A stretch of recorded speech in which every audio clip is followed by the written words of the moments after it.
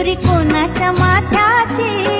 माझ्या हाताने ठेवली होती माझ्या लाडक्या गणाची माझ्या हाताने ठेवली होती माझ्या लाडक्या गणाची माझ्या हाताने ठेवली होती माझ्या लाडक्या गणाची माझ्या हाताने ठेवली होती माझ्या लाडक्या गणाची तो चकचक सोन्याचा